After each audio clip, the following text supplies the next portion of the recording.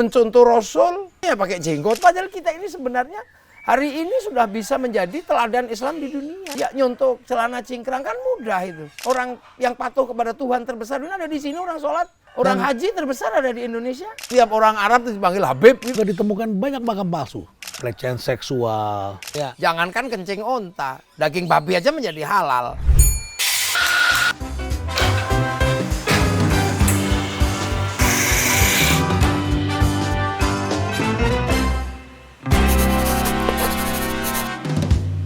Tamu saya kali ini super spesial. Setelah kita pernah menurunkan pendeta, kali ini saya khusus datang ke Jogja di tengah-tengah suara saya yang tadinya hampir hilang. Dan hari ini saya bisa bicara lagi dan saya berada di pesantren Minggir. Bertemu dengan seorang Gus yang sering bicara tentang NKRI dan tentang budaya Indonesia. Gus Muafik. Selamat datang Pak Renal. Ya, selamat datang Pak Renal. Makasih Gus. Ya. Pertemuan kita spesial. Alhamdulillah. Kami tengah mencari Gus Muafik sebagai narasumber. Saya sedang melamun, masuk pesawat saya duluan. Dari Surabaya menuju Jakarta. Tiba-tiba ada orang baju putih duduk di sebelah saya, berbadan besar. Saya bilang malaikat di sebelah saya. Ya Gus, di pesantren ini disebut pesantren Minggir. Ya. Kenapa? Namanya nama pesantren ada Arabnya atau pesantren apa, tapi ini namanya Minggir.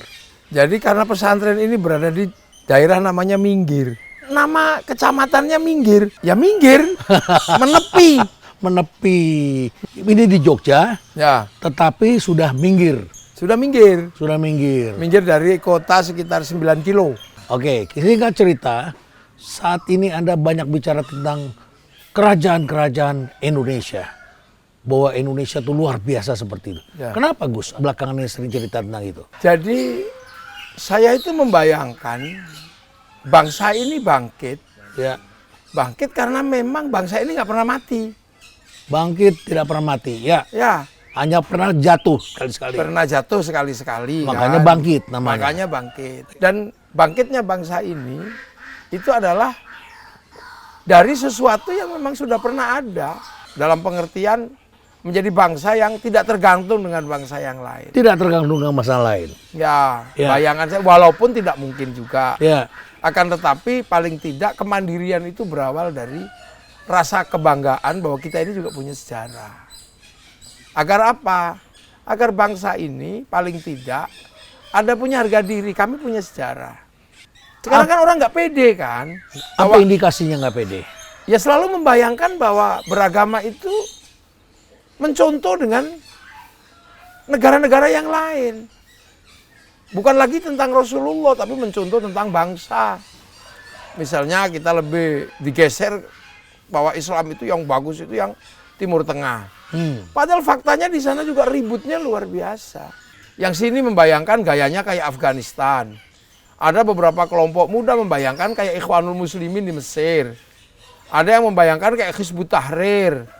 Ada yang membayangkan seperti orang Yaman. Padahal kita ini sebenarnya hari ini sudah bisa menjadi teladan Islam di dunia. Padahal mereka sering berbicara tentang contohlah Indonesia. Contohlah Indonesia. Indonesia sendiri seperti nggak pede. Nggak pede.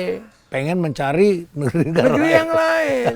Ya kan? Membangun peradaban agama itu di sini sekarang terjadi. Toh kalau hari ini kita berbicara tentang orang yang patuh kepada Tuhan terbesar dunia ada di sini, orang sholat masjidnya paling banyak di sini. Berbicara tentang kitab suci, penghafal Quran paling banyak di dunia ada di Indonesia. Orang haji terbesar ada di Indonesia. Dan banyak orang santun dari Indonesia. Dari Indonesia. Mencontoh Rasul, kalau mencontoh Rasul yang lain sekarang kan yang dipersoalkan contoh-contoh yang mudah. Contoh yang mudah itu misalnya ya pakai jenggot, itu kan contoh mudah. Mudah kan, yang penting nggak dicukur aja panjang. Bungkusnya. Ya nyontoh celana cingkrang kan mudah itu. Tapi mencontoh hidup bersama ala Rasulullah itu yang susah. Dan kita berhasil. Kan gitu. Makanya konsep yang kita pakai sesungguhnya adalah konsep-konsep dari kaum muslimin terbesar.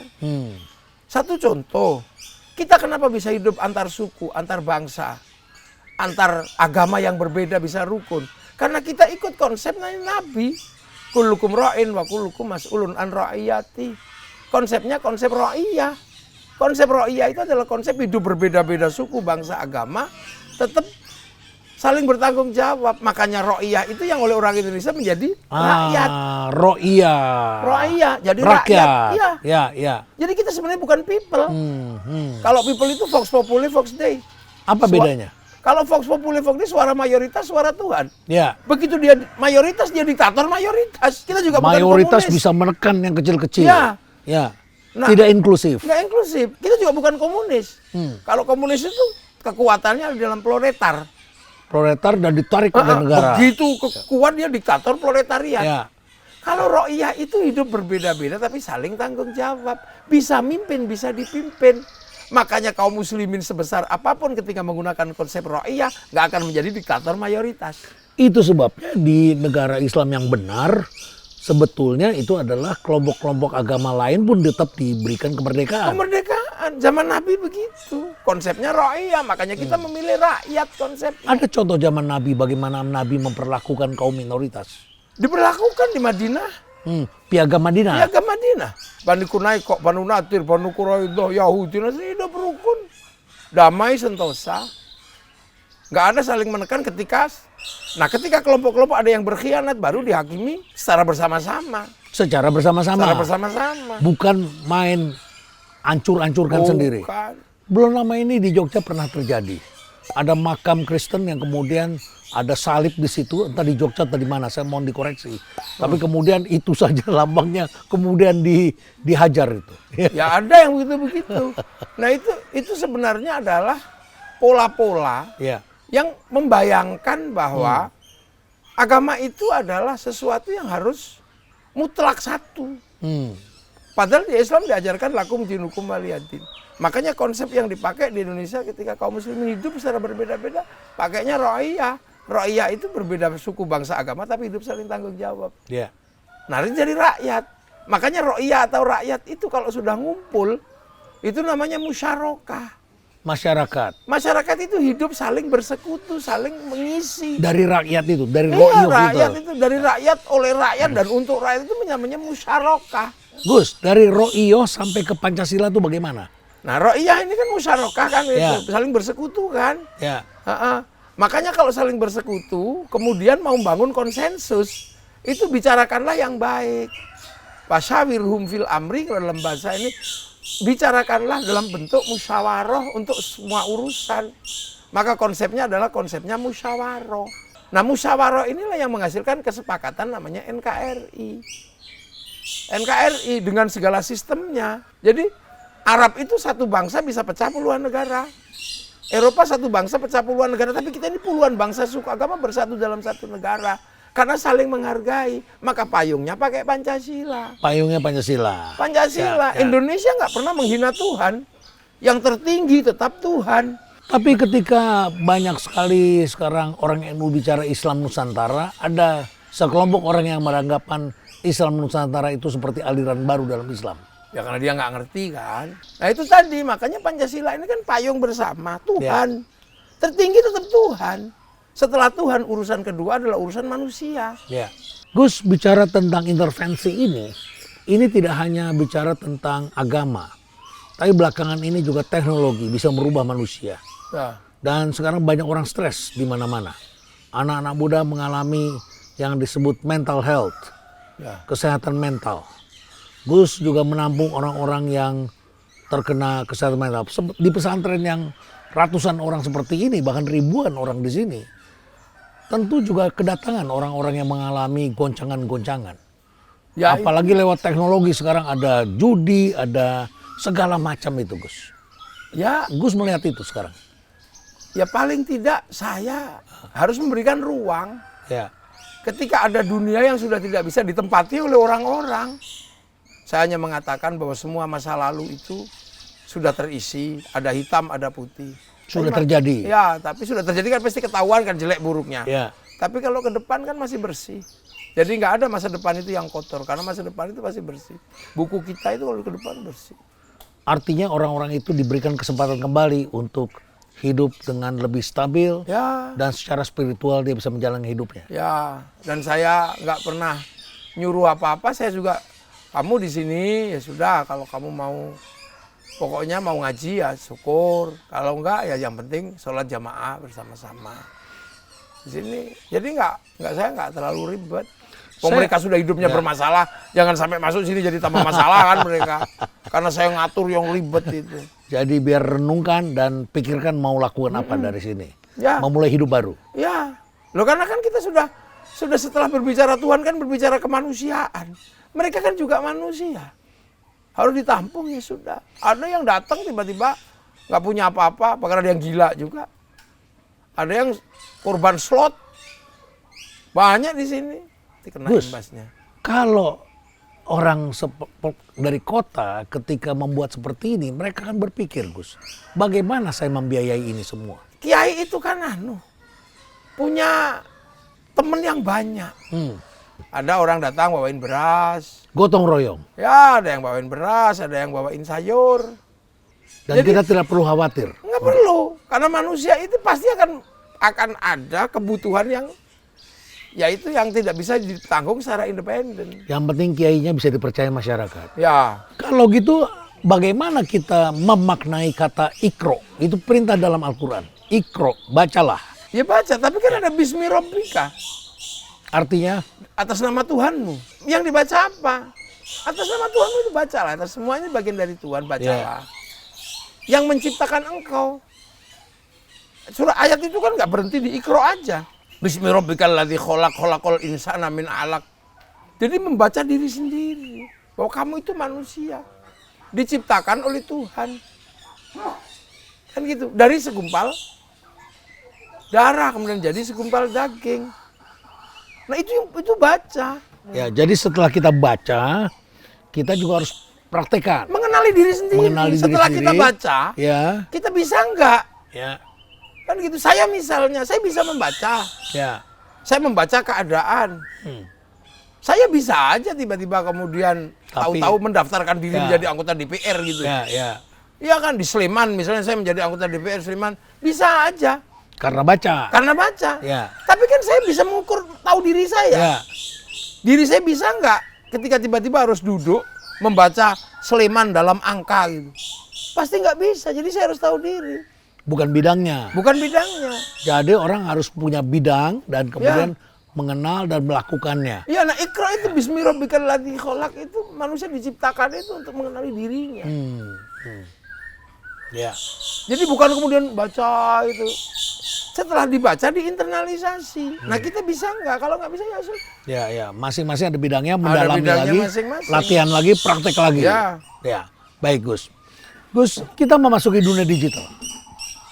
Dalam dunia digital ini banyak persoalan-persoalan muncul. Dan kemudian sekarang timbul masalah-masalah yang terjadi dengan keamanan cyber. Kemarin Gus diundang untuk bicara tentang dunia digital. Gus bisa menjelaskan tentang dunia digital itu? Apa yang Gus bisa melihat? Bisa. Jadi itu kan ilmunya sama dengan ilmunya Kiai. Dunia digital itu kan dunianya Kiai. Karena dunia digital itu kan dunia yang tersentral pada satu cloud. Ya, ada cloud. Ada cloud kan. Nah, cloud itu kalau di dalam agama namanya lauh. Lauhil mahfud. Ya itu kan yang orang Yahudi Nasrani menyebut tabut Sulaiman. Yang orang Yunani menyebut kotak Pandora. Yang orang Jepang menyebut kantong Doraemon kan. Pusat data kan? Pusat data. Nah, dari pusat data ini kan itu. Dari pusat data ini keluarlah huruf-huruf yang dirangkai dalam kitab suci namanya Al-Qur'an. Kan gitu. Nah, Al-Qur'an ini kan downloadan. Iya kan, makanya di password kan. Download. Ya di download, makanya di password alif lam mim. Kaf ya ain, itu huruf-huruf. Jadi lauh itu menurunkan kitab suci itu berangkat dari huruf-huruf. Nah, huruf-huruf itu kan punya algoritma sendiri. Masing-masing ada algoritmanya. Algoritmanya ada dong, ada kodengnya kan. Makanya kemudian di dalam tradisi santri itu ada yang belajar ilmu tafsir. Print out-nya dibaca, tapi ada yang belajar kodengnya tentang huruf-hurufnya. Nah, itu kalau huruf-huruf itu dipelajari, dimatrikulasi dengan tersendiri dengan algoritma, jadilah raja, wafak. Kan itu juga yang terjadi dengan algoritma digital. Persoalannya adalah algoritma digital itu pakai huruf yang disepakati. Kita ini kan nggak punya huruf. Oh, kita nggak punya huruf. Nggak punya kan Ya, huruf ya. kita ini kan huruf Latin. Latin. Arab punya huruf. Arab punya huruf. Cina punya. Cina punya huruf. Jepang punya. Jepang punya. Korea ada. Korea ada. Ya. Beberapa negara kan mendaftarkan hurufnya dan membuat dengan konsep algoritma huruf negaranya sendiri. Oh, makanya Cina bisa bikin sendiri. Bisa bikin sendiri, aman dia. Hmm. Kalau di password pakai bahasa Cina, orang sini juga nggak ngerti. Ya. Kita nggak bisa. Kita mau password gimana? Huruf yang kita pakai itu huruf Latin. Jadi ketahanan digital di Indonesia sangat berat. Karena kita menggunakan algoritma yang sama dengan orang Eropa. Ya, dan mesinnya dibuat oleh mereka semua. Dibuat oleh mereka. Mesinnya, softwarenya, semua. Ya. Jadi mudah dikendalikan. Begitulah pandangan Gus tentang algoritma dan tadi ya, downloadan itu ya. Ya, nah siapa sekarang? Ya negara dong yang harus ini. Cuman kalau algoritma ini disepakati, di belakangnya konsekuensinya kita bisa nanggung apa enggak? Karena algoritma yang masuk ke Indonesia itu menghasilkan duit yang sangat banyak. Ketika kita menggunakan algoritma yang sama dengan Eropa, handphone kita menghasilkan duit yang sangat banyak buat mereka.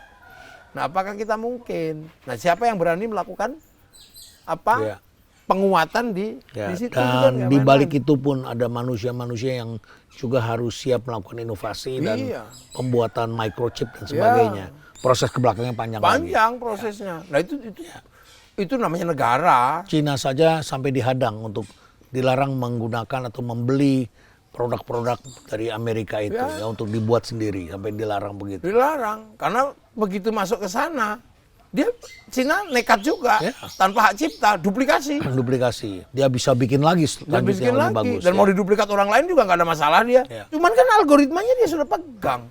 Dia sudah pegang, ya. Gus, kita balik ke soal agama, Gus. Ya. Sekarang ini banyak sekali orang yang pengen dipanggil Gus. Kan sekarang banyak sekali tuh. Sama kayak profesor ya. Sekarang banyak sekali orang yang ingin dipanggil profesor. Ya, dan penyiar TV juga begitu, lihat orang yang sering tampil muncul aja dipanggil dia Prof. Gitu ya. Kemudian sekarang juga orang banyak sekali ingin dipanggil Gus. Apa sih sebetulnya yang terjadi? Ya semenjak Gus Dur kan. Ya. Oh, tiba-tiba muncul Gus Dur. Ya kan. Ya, presiden namanya Gus, padahal Gus artinya anak kiai. Ya. Jadi kan itu fenomena semenjak ada Gus Dur. Nama benernya kan Kiai Abdurrahman Wahid. Ya. Tapi dia panggilan sehari-harinya Gus Dur. Gus. Akhirnya Gus ini lebih keren daripada Kiai. Itu kan Gus ini kan sebenarnya anak-anak Kiai yang ya masih pantas lah, keliru-keliru, dosa-dosa dikit kan masih pantas. Nah, tiba-tiba ada Gus Dur, ada fenomena Gusmi. Ya. Gus-gus yang tiba-tiba sudah tua masih dipanggil Gus. Sekarang yang paling sepuh yang masih dipanggil Gus kan Gusmus. Gusmus. Iya kan? Wah, puisinya keren sekali tuh. Iya, padahal sudah setua beliau masih dipanggil Gus. Akhirnya Gus itu jadi lebih keren. Lebih keren. Iya kan? Nah, akhirnya orang mengidentifikasi bahwa semua orang yang berada di jalur agama dan bisa menjadi patron, ya akhirnya kemudian disematkanlah dia nama Gus. Sebenarnya juga dia juga nggak kepingin, ada yang memang nggak kepingin, ada yang tahu-tahu menjadi disebut Gus gitu. Ya seperti orang tiba-tiba disebut Prof. Setiap orang cepat terus tiba-tiba dan gitu kan karena tentara itu kan biasanya kan cepat-cepat. Komandan, jadi mau dan gitu kan. Nah kan dia menjadi umum. Nah itu kan bahkan kadang bukan sesuatunya bisa disebut dengan sebutan yang sama. Saya biasa sudah tahu RE King itu Yamaha. Ya. Disebut Honda kalau di sini. Jadi nama dia. Jadi nama barang. Iya kan. Ibu-ibu juga iseng kalau lebaran. Karena yang terkenal itu Kongwan. Semua bungkusnya Kongwan padahal isinya Renggina. Iya. Jadi bungkus dan isi itu dari dulu kalau di sini sih udah. Atau sama setiap orang Arab itu dipanggil Habib gitu kan. Ya, orang Arab dipanggil Habib. Habib gitu kan. Ya Habibi kan gitu. Ya. Dulu Kiai identik seperti yang Gus Muafik ini. Ya, pakai peci. Ya. Tapi saya jarang lihat yang pakai peci rambutnya gondrong. Ya jarang. Kan. Karena ini kan hanya ada kekhususan aja. Gitu kan. Nah, jadi saya ini omongan saya gondrong-gondrong, masa saya kalah gondrong kan enggak. Katanya kalau dipotong katanya kesaktiannya hilang. Oh, enggak juga. Saya waktu Ke kecil Samson. saya waktu kecil kalau dipotong itu meriang. Dipotong pria. Jadi kalau dipotong itu demam. Demam. Heeh. Ah, Akhirnya terus daripada dipotong demam, misalnya nggak usah dipotong aja. baik, Gus, ini masih soal kenyataan sekarang. Pesantren juga semakin populer belakangan ini, ya. Tapi kan kita juga prihatin melihat sekarang juga terjadi korban-korban. Ya, ada pelecehan seksual, ya, ini disebut sebagai predator dan sebagainya. Apa yang Gus lihat? Fenomena apa ini? Kita melihat itu kan, anak kiai juga melakukan itu. Bahkan ada orang yang tidak punya basic pesantren, bikin pesantren. Ini sama juga dengan di gereja banyak terjadi.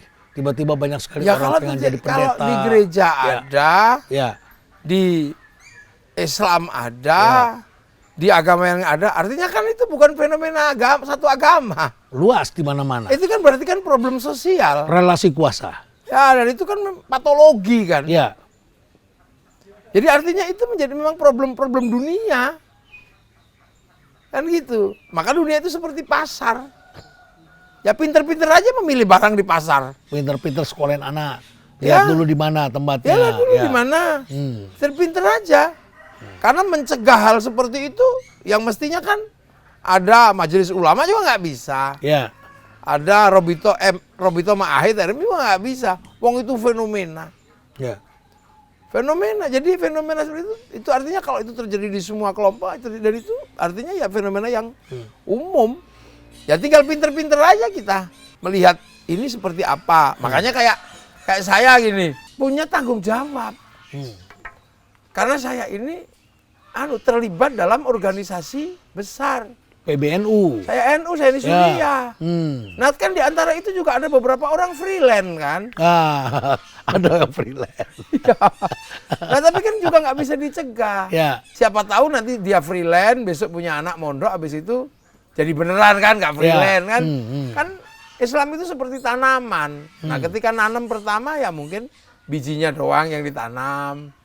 Nanti baru berikutnya tumbuh, generasi berikutnya baru berbuah, Ya. kayak gitu. Semua orang berusaha menanam. Cuman kan setiap tanaman pasti ada masalah, ada penyakit-penyakitnya. Ya itu makanya ya sekarang negara ketika sudah terjadi seperti itu ya harus diverifikasi. Karena kalau enggak yang kayak gitu juga akan semakin banyak. Karena relasi kuasa itu memang enak. Ya. Terus saya ingin melompat sedikit. Salah satu yang sedang ramai kalau kita buka di sosial media itu adalah soal fenomena makam-makam palsu. Karena orang NU ini senang ziarah, Ya. ya kan?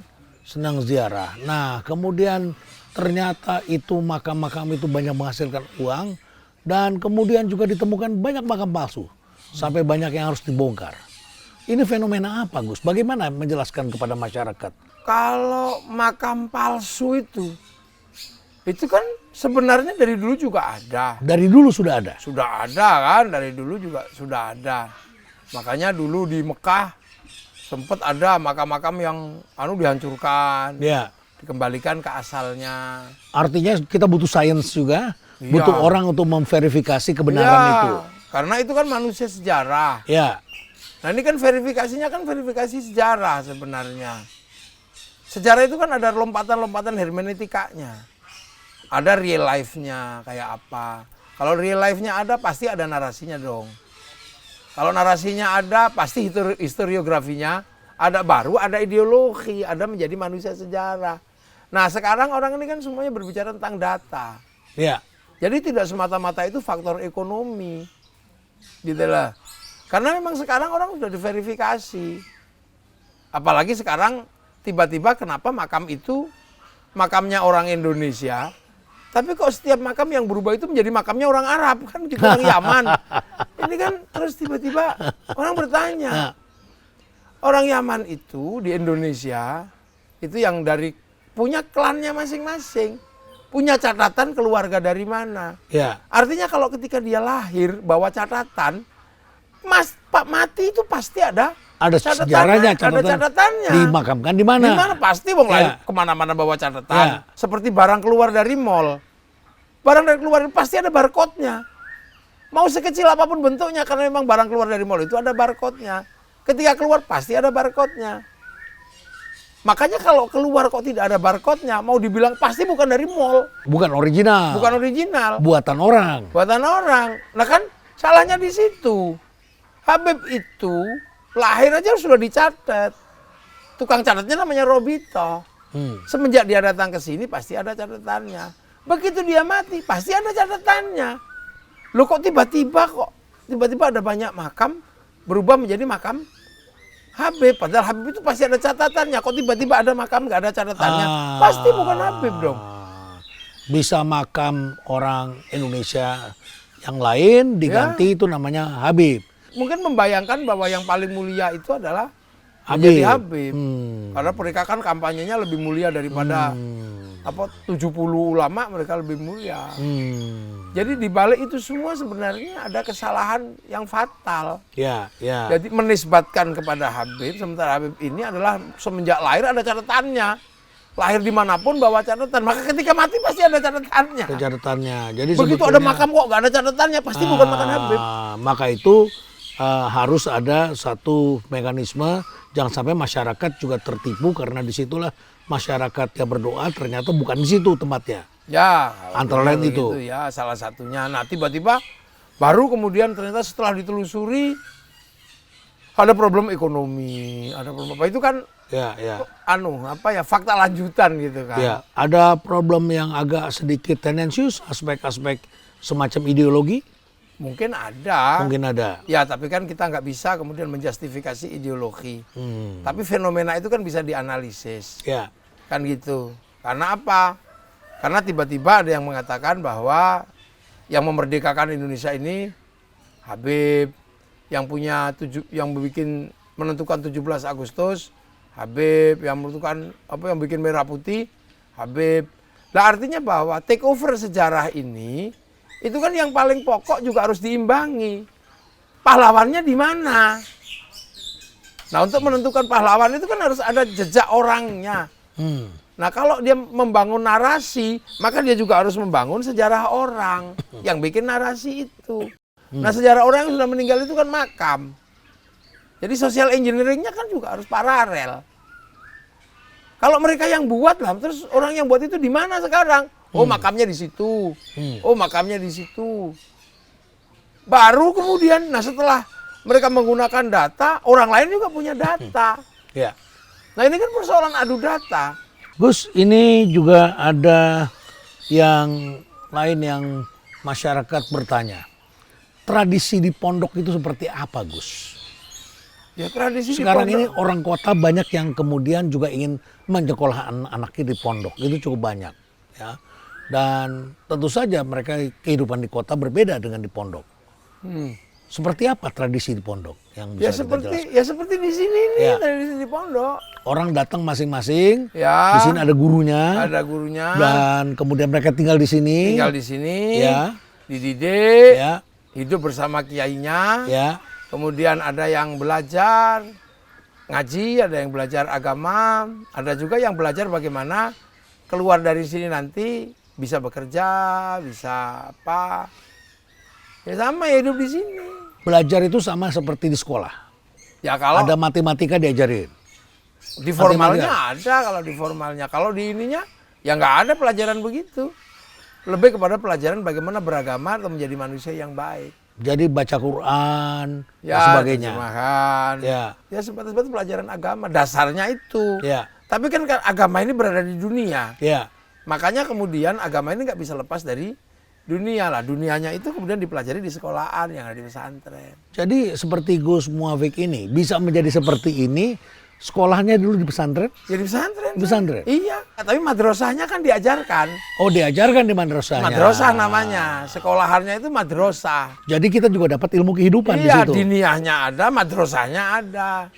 Di sini juga begitu? Iya. Ya. Nah, paralel.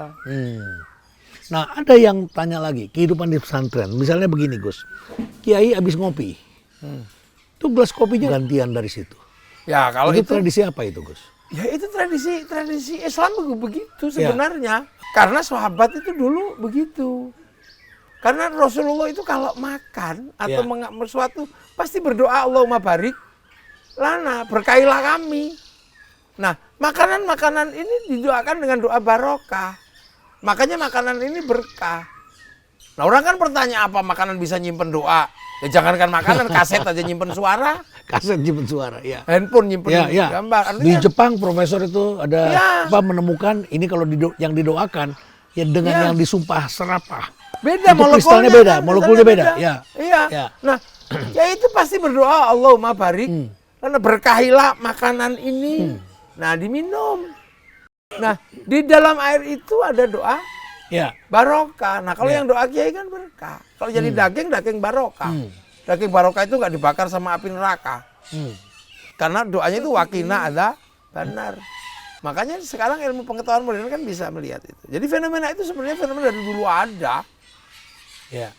Cuman kan orang kemudian melihat, yang dilihat itu kan tentang kebersihan. Kebersihan, ya. Tapi yang dilihat santri kan bukan dari sisi itunya. Dari doa kiai ketika dia minum, ketika dia makan, pasti Allahumma barik lana. Bismillahirrahmanirrahim. Terakhir Gus, ini mengenai statement Gus yang cukup menarik, ya. Mengislamkan budaya atau membudayakan Islam. Ini juga banyak orang bertanya seperti ini. Apa yang sebaiknya dilakukan? Banyak orang yang melakukan pilihan adalah mengislamkan budaya. Kan gitu, dua-duanya bisa jalan.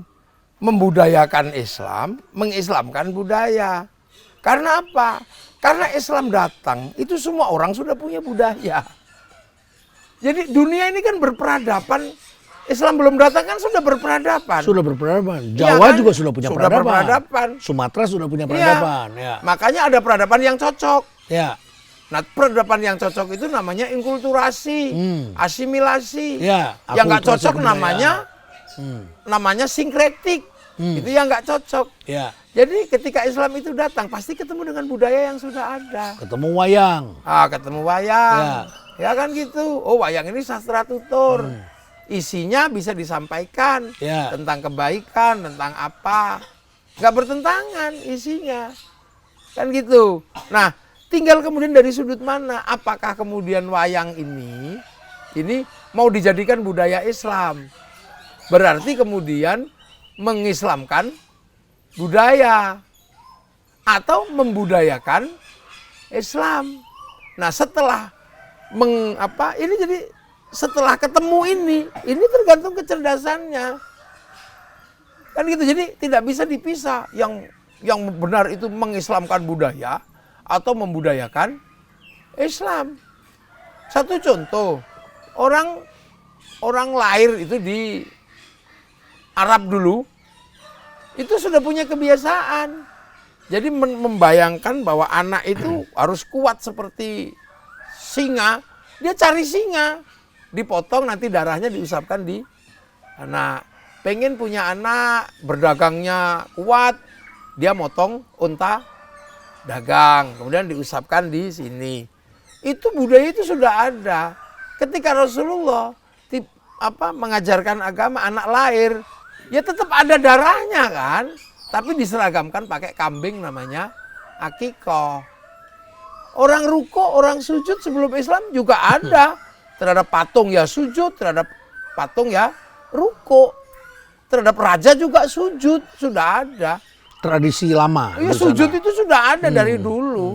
Tapi kemudian Islam datang, sujudnya dikasih isi syariat kan. Dengan namanya sholat. Jadi sholat itu adalah sebuah gerakan tentang ruko, sujud yang tadinya sudah ada. Cuman oleh Islam kemudian nggak tahu Allah gimana caranya membuat. Tiba-tiba diatur rukuk sujud itu menjadi aturan sholat. Orang muter di Ka'bah itu sebelum ada Islam juga sudah ada. Islam datang, muternya masih tetap kok. Tapi kemudian isinya beda. Diisi dengan subhanallah, alhamdulillah. Diisi dengan labbaik Allahumma labbaik. Muternya kan tetap ada itu. Muternya tetap ada. Tetap ada. Terbang. Sebelum Islam ada, sudah ada kan terbang itu, alat musik itu loh. Terbang duf, itu terbang, ini kendang itu di sana. Ada. Zaman Rasul ada terbang juga, tapi digunakan untuk tolak al-badru menyambut Rasul. Dulu kalau kita datang ke masjid di kampung atau di kota pun sekalian, itu ada beduk. Ya. Kenapa sekarang beduk hilang? Ya beduk kan dulu alat manggil orang. Jadi orang masuk waktu sholat itu tandanya beduk. Kenapa sekarang hilang? Ya ada speaker. Ada speaker yang lebih keras penanda waktu, untuk teriak-teriak lebih keras, langsung adzan. Iya, iya. Kalau dulu orang bilang itu beduk. Ya beduk, udah manjing kan gitu. Udah bisa buka puasa Udah nih. bisa buka puasa. Karena itu alat penanda suara sebenarnya. Di Jogja nggak pakai beduk, itu pakai sirene. Kadang speaker juga sudah nggak terlalu laku. Karena orang pakai alarm. Jadi kan ini sebenarnya halal seperti itu Pakai kan HP. pakai HP. Iya, iya. Lagi di WC tiba-tiba adzan HP-nya kan. Loh, artinya hal-hal seperti itu. Yang inti itu kan waktu.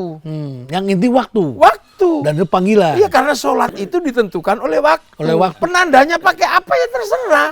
Apa pakai jam waker atau pakai apa. Hanya mengingatkan orang ini sudah waktunya. Ya. Baik Gus, tradisi ini tadi Gus cerita tentang darah singa dan sebagainya. Ada pertanyaan yang juga muncul bagi awam.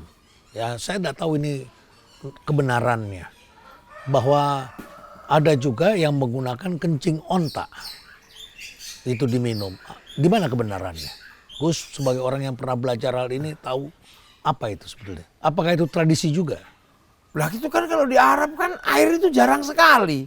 Air jarang sekali. Air betul, jarang ya. kan. Ya. Air itu sangat jarang. Ketika orang kehausan, Ya. jangankan kencing onta, daging babi aja menjadi halal. Artinya sebenarnya Kalau ada babi. kalau di sana. ada babi, Ya. kalau nggak ada makanan juga halal. Ya. Nah, kalau masih ada makanan lain, nah dulu itu mungkin juga karena padang pasir kan kita bayangkan kayak gitu. Ketika di tengah padang pasir kita nggak punya Orang harus persediaan hidup, apa-apa, ya. orang harus hidup. Maka kemudian di saat itu adanya kencing onta ya, minum kencing onta.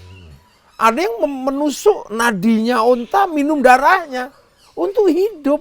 Ini problem survival. Jadi hidupnya manusia itu menjadi sangat penting dan di atas segalanya. Maka jangan sekali-sekali mengganggu kehidupan manusia. Karena manusia itu minum kencing juga boleh untuk bertahan hidup. Minum darah juga boleh untuk bertahan hidup. Makan babi juga boleh untuk bertahan hidup. Nah mungkin waktu itu namanya juga padang pasir. Kenapa itu nggak ngetren di Nusantara? Ya karena di sini banyak air. Persoalan kesehatan itu urusan kedokteran. Cuman kan kalau berbicara hukum memang ada yang menghukumi bahwa kalau ketika binatang itu halal, kotorannya tidak najis. Nah unta itu halal, maka ada yang berpandangan bahwa unta itu halal, kotorannya nggak najis. Baik Gus, kita sudah berbicara panjang lebar. Kita bicara pengalaman Gus, kita bicara tentang kehidupan, Ya. kita bicara tentang sejarah, kita bicara tentang tradisi di pondok, ya, dan lain sebagainya. Yang jelas kita hidup dalam suatu negara yang bangsanya sangat beragam, Ya, dan tentu saja datang semua dengan konsep adalah saling melengkapi semuanya.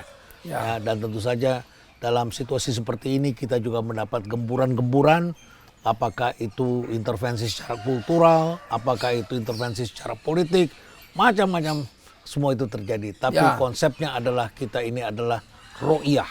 Rakyat berbeda-beda tapi saling tanggung jawab. Berbeda-beda, saling Bertanggung mendukung, jawab, saling tanggung mendukung, jawab, musyawarah, ya. ya. Tidak ada tirani mayoritas. Nggak ada. Ya, karena pemenangnya yang mayoritas, lalu mayoritas ditirani, lalu mengabaikan Ya. yang kecil-kecil itu.